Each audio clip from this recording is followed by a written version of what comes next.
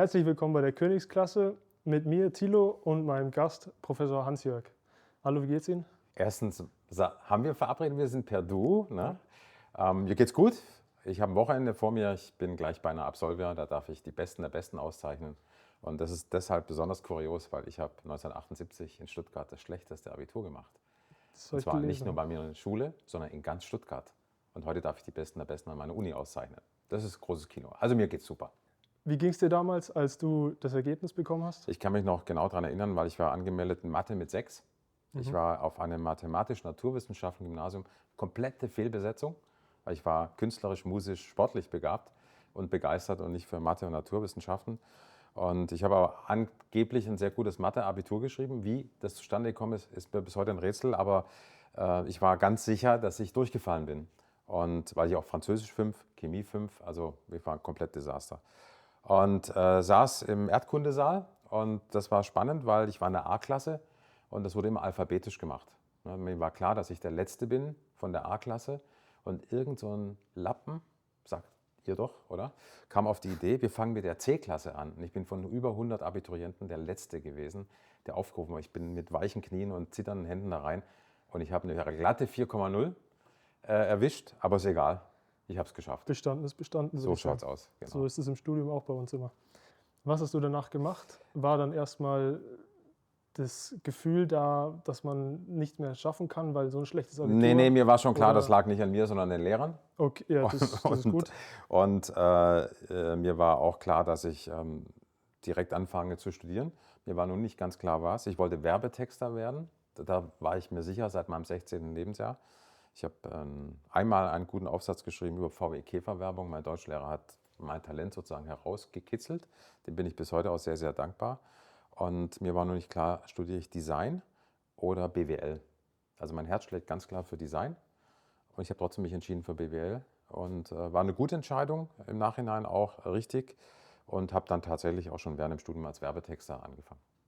Werbetexter, den Beruf gibt es, glaube ich, so gar nicht mehr. Nee, man kann es nicht, doch, den gibt es schon. Trotz noch? KI gibt es Ja. den Beruf des Werbetexters, genauso wie den des Journalisten. Aber im Gegensatz zu den Journalisten haben Werbetexter keine klare Ausbildung. Also du kannst Werbetexter werden ohne Studium.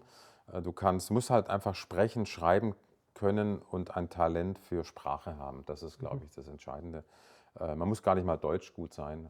Das ist eher hinderlich, weil Werbetexte, die bestehen durch Brüche in den Wortschöpfungen. Also eine der berühmtesten Kampagnen war für Coca-Cola, als es die PET-Flasche gab, also diese große Plastikflasche, und da stand drüber unkaputtbar. Und unkaputtbar gibt es nicht als Wort. Ja. Steht aber seit einiger Zeit im Duden. Ja. Also insofern, ja, war eine richtige Entscheidung, war eine gute Entscheidung, hat mir auch Spaß gemacht. Also ich habe mein Hobby tatsächlich zum Beruf machen können. Das ist schön. Um nochmal ein bisschen auf die Jugend zurückzukommen, ich habe gelesen, dass du beinahe Fußballprofi geworden wärst. Ja, ich habe Wie- tatsächlich bei den Stuttgarter Kickers gespielt Ja. und bin dort in der B-Jugend deutscher, ich weiß gar nicht, ob süddeutscher Meister geworden. Wir haben den VfB geschlagen mit 18:0 im Stadion vom VfB. Einer meiner Mitspieler war damals der Kapitän der deutschen Schülernationalmannschaft, Klaus Wunder. Und mein Gegenspieler war Hansi Müller. Ah, Der ist ja dann irgendwann mal Bravo-Boy des Jahres geworden, was mich furchtbar geärgert hat, dass ich das nicht geworden bin. Und Verständlich. der hat, ja, aber der hat 8:0 Klatsche. Und ich bin dann allerdings, wie soll ich sagen, ich war sicherlich talentiert genug, aber ich war nicht fleißig genug.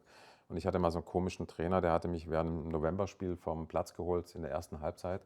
Nach irgendwie 25 Minuten, weil ich der Einzige war mit einem sauberen Trikot. Weil ich habe nicht gegrätscht und ich wurde auch nicht gegrätscht. Und dann habe ich gedacht, komm, lass es bleiben. Und dann bin ich in die zweite Amateurliga zurück, was heute Regionalliga ist. Ja. Da habe ich mehr verdient, mit weniger Aufwand. Ja. Und ja, das war auch, glaube ich, eine richtige Entscheidung. Als Fußballprofi muss man sich sehr, sehr zurücknehmen mit schönen Dingen, die einen mit 18, 19, 20 natürlich auch interessieren.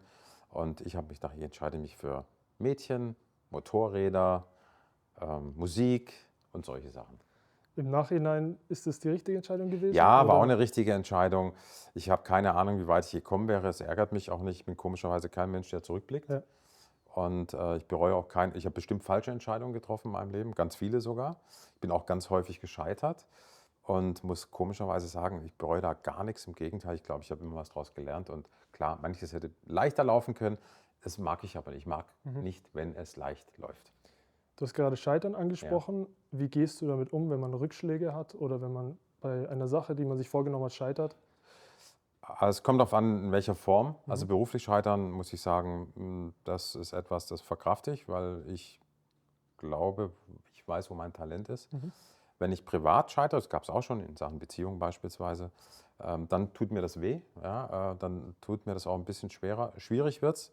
Das hatte ich tatsächlich vor 2 Jahren. Da ist eine Beziehung gescheitert, wo ich gedacht habe, okay, das ist jetzt die Frau ja, meines Lebens. Dann wurde mir mein Zuhause weggenommen. In Italien habe ich gelebt, die letzten 10 Jahre. Dann hatte ich mein kleines Zuhause hier in Possenhofen, musste ich abgeben wegen Eigenbedarf. Das war aber vorher so vereinbart.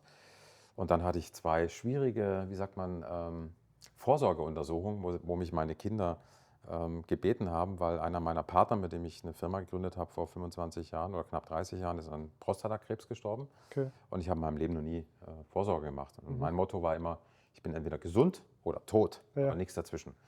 Gut, Vorsorge gemacht, lief nicht gut. Okay. Ich sollte ganz schnell ein MRT machen. Und das ist allerdings dann negativ verlaufen. Und dann hatte ich nochmal eine Vorsorgeuntersuchung. Was war das? Magen-Darm-Spiegelung. Und da war ich ganz sicher, ich habe ein Problem. Dann wache ich auf aus dieser wunderbaren Narkose. Ich kann nur sagen, ich glaube, das ist besser als Kiffen. Ja, Sie können nach Hause gehen, sage ich. Und? Was habt ihr gefunden? Nichts, ist alles gut? Dann sage ich, es kann nicht sein, das ist nicht gut. Und danach hat es mir den Schalter also dann habe ich tatsächlich einen Blackout gehabt. Ja. Trotz einer guten Nachricht, was ganz interessant ist. Und das ist auch spannend für mich, ich wusste das nicht. Ich hatte eine Krankheit, die nennt sich Burn-on, nicht Burnout. Okay. Also die Burnout-Is, um das ganz kurz zu erklären, das sind Menschen, die schlafen schlecht, die sind depressiv, die haben dauernd schlechte Laune. Und das bei mir in maximaler Stresssituation habe ich trotzdem gute Laune. Ich habe immer das Gefühl, mir geht es auch gut. Diese Burn-on-Menschen, die können den Schalter, die können sich selber nicht abstellen. Und wie ich heute weiß, die wünschen sich eine heftige Krankheit, damit sie aus dem Verkehr gezogen werden. Das habe ich mir wohl im Unterbewusstsein gewünscht, ohne zu wissen, dass es so ist. Habe zum ersten Mal eine psychosomatische Klinik von Ihnen gesehen. Das war ein großartiges Erlebnis im Nachhinein, weil es ein paar andere Sachen auch aufgedeckt hat. So, und deswegen, das war ein Scheitern der besonderen Art. Das hat erstmal furchtbar geschmerzt. Ja. Und auch da bin ich jetzt aber mit viel mehr positiver Energie rausgegangen als rein. Also du sagst, man geht damit um, indem man es verarbeitet, indem man nach vorne blickt, indem man positiv bleibt und das Lachen nicht verliert. Exakt. Und das ist auch meine Mutter zum Beispiel, die hatte irgendwann mit Ende 60, die war top gesund, ist immer nach Ibiza, hat dort Party gefeiert und hat aber Lungenkrebs. Ne? Und da hat meine Mutter gesagt, Junge, Tumor ist, wenn man trotzdem lacht. Ne? So, und die ist damit entsprechend umgegangen, fand ich natürlich schade, weil die dann auch mit 69 gestorben ist. Klingt jetzt blöd, also so äußerlich gesund und fit, und im Kopf sowieso fit. Und aber das passiert, mit so einem Verlust muss man auch umgehen können. War für mich auch das erste Mal, dass einer aus meiner Familie gestorben ist. Und das sind so Erfahrungen, wo ich sagen muss, ja, nicht jeder verarbeitet das gleich. Ja. Ich verarbeite sowas normalerweise viel mehr nach innen. Mir wurde empfohlen, auch darüber zu reden. Das mache ich seit einiger Zeit. Das ist tatsächlich gut. Das wusste ich nicht. Und insofern, ja, und das ist ein blöder Satz, weil also aus Fehlern wird man klug, Punkt 1. Und aus Scheitern lernen ist wirklich wichtig. Ich finde es total wichtig. Und ich bin jetzt 65 und kann sagen, ja, also das macht nicht. Das in der Sekunde, wo man scheitert, das ist scheiße, um es mal plakativ auszudrücken. Klar. Also das möchte ja keiner. Aber am Ende des Tages muss ich sagen, nö. Alles gut. Also ist Scheitern etwas Wichtiges, um im Leben voranzukommen? Und es gehört dazu. Es gehört tatsächlich dazu, weil man lernt daraus, wenn man ein bisschen klug ist. Ja, weil blöd ist, wenn man die gleichen Fehler ein paar Mal wiederholt. Also das ist unglücklich, sollte man nicht machen, sowohl beruflich als auch privat ist das schlecht. Aber ja, ich finde Scheitern, das hat was.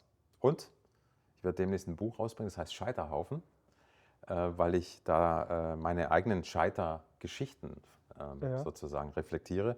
Es wird so amüsante Kurzgeschichten sein, also hat nichts mit Hexenverbrennung zu tun und auch nichts mit dem Dessert, den es gibt im Badischen, wo ich herkomme, den Scheiterhaufen, sondern es geht darum, ich bin halt oft gescheitert, also einen Haufen Mal gescheitert, deswegen heißt das Buch Scheiterhaufen. Du hast jetzt gerade Scheiterhaufen erwähnt. Was ist dein Lieblingsgericht? Spaghetti. Spaghetti. Also ich habe ja jahrelang in Italien gelebt, ich habe dort geheiratet, ich war um meinen 60. Geburtstag, durfte ich in einem Palazzo in Venedig leben, also Spaghetti. Und auch wenn die Spaghetti, ich sage jetzt mal, sehr, sehr einfach sind, also nicht wie das oft in Deutschland mit viel Dekoration, sondern Aglio Olio oder Arrabbiata. Ne? Oder was ich gelernt habe, als mein Sohn in Rom studiert hat, Spaghetti Cacio e Pepe. Das kennt man hier gar nicht, Ja. komischerweise. Das ist mit Pecorino-Käse und mit viel Pfeffer. Und Mhm. da würde ich dafür sterben. Das glaube ich. Hört sich auf Aber es jeden Fall braucht einen lecker guten an. Wein dazu. Ja, Also das ist mit natürlich Wasser wahr. oder grünem Tee esse ich das nicht. Spaghetti mit einem guten Wein ist immer eine sehr gute Kombi. Auf jeden Fall. Wir sehen jetzt hier auch eine Menge Knoblauch. Kochst du selber gerne? Ja, also ich habe tatsächlich wann war das? Am Dienstag. Dienstags koche ich immer für Menschen. Mhm. Nicht jeden Dienstag, ich bin ja manchmal unterwegs, aber so zweimal im Monat bestimmt. Und da hatte ich die Eltern von einem ehemaligen Studierenden eingeladen und habe dann ein Vier-Gänge-Menü gemacht und wusste morgens noch nicht genau, was ich mache. Und dann war das Wetter schlecht, dachte ich das letzte Mal, dass ich Ossobuco machen kann, weil das isst man eher im Winter.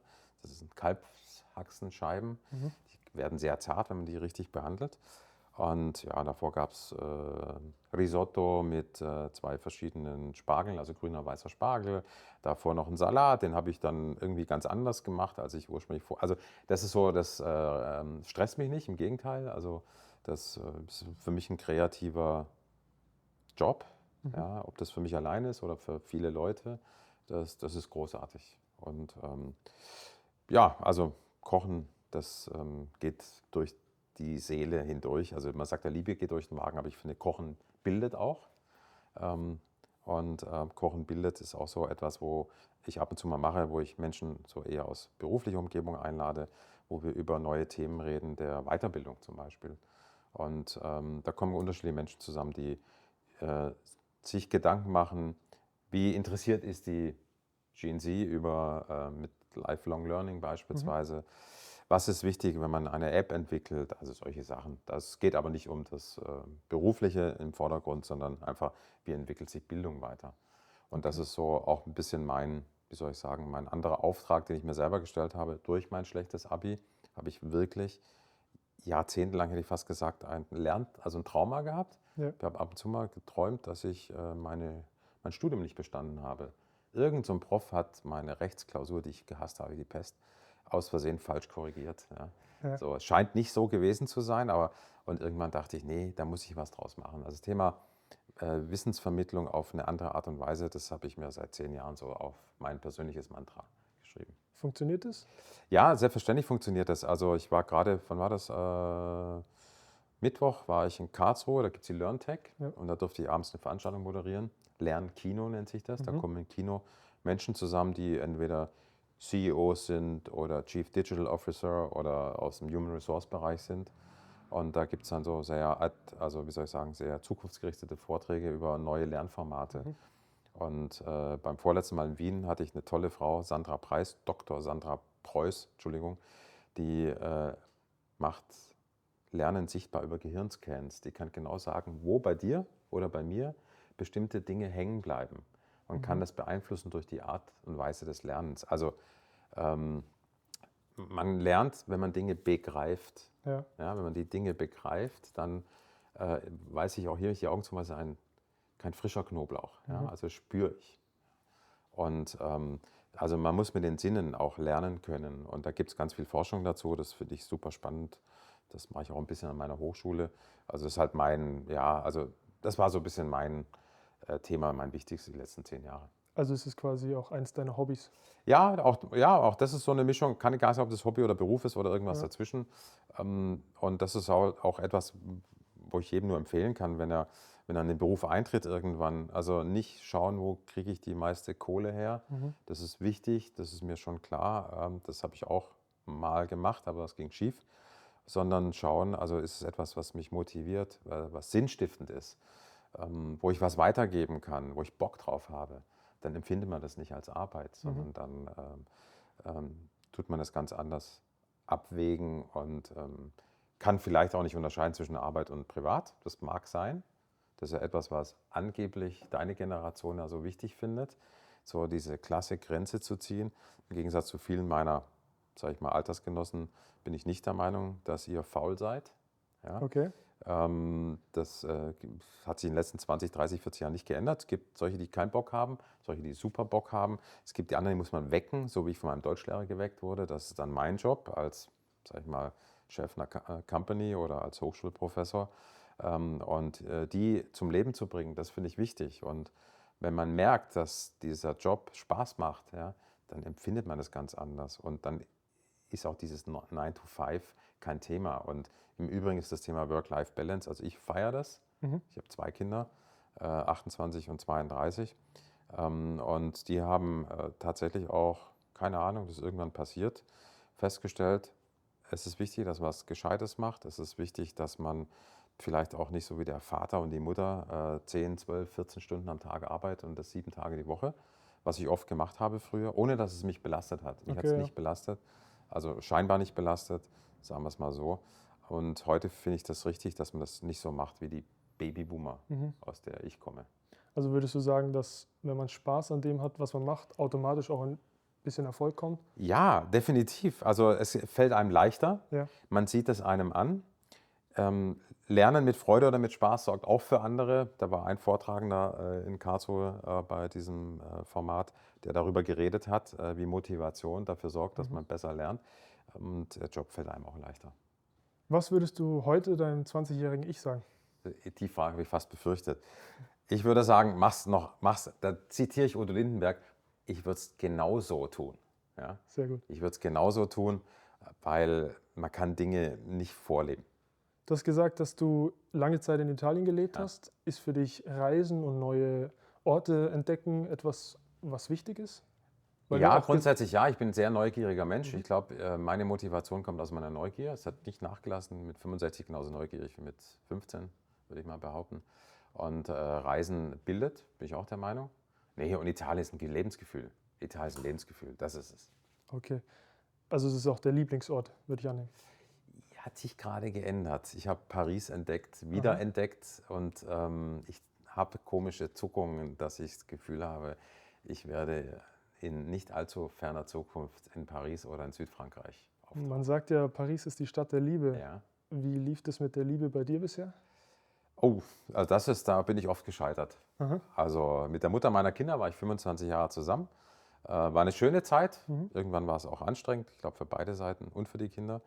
Ich war mit meiner jetzigen Partnerin vor ein paar Wochen in Paris und das hat mich geflasht. Das hat sie anscheinend auch geflasht. Das hat möglicherweise uns beide geflasht. Ja. Und ja, das ist die Stadt der Liebe.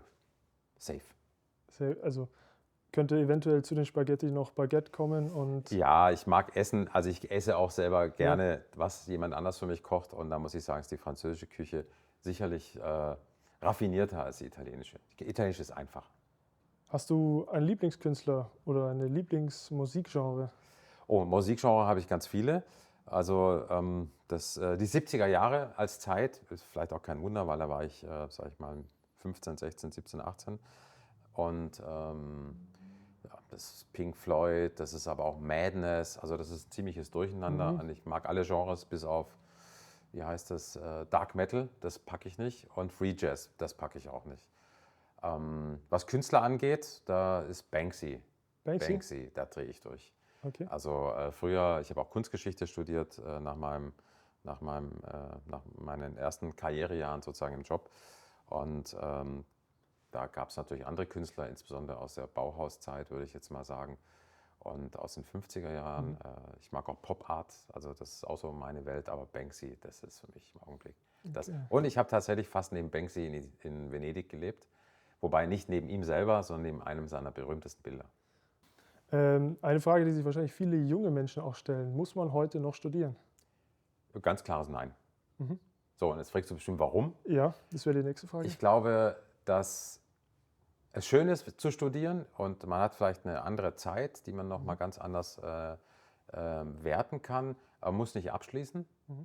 Ich habe festgestellt, dass die abgebrochen haben, gar nicht studiert haben, meistens Unternehmensgründer wurden. Das ist auch spannend, also wirklich ein spannendes Thema, dass die mehr Unternehmen und erfolgreicher sind als also Steve Jobs ist wirklich nur ein Beispiel von ganz vielen.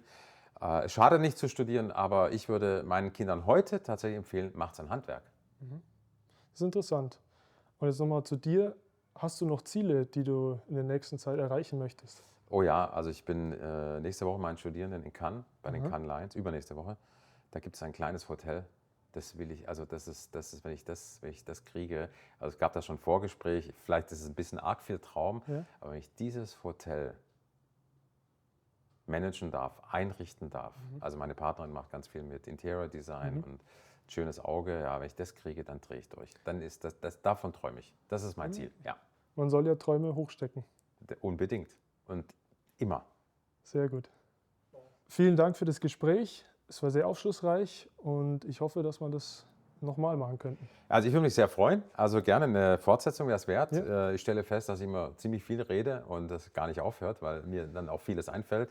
Die Fragen fand ich interessant, ich bin ja nicht darauf vorbereitet gewesen und es hat Spaß gemacht, auch mit dir, Thilo, und wünsche auch viel Erfolg für deine Zukunft. Dankeschön, hat mich gefreut.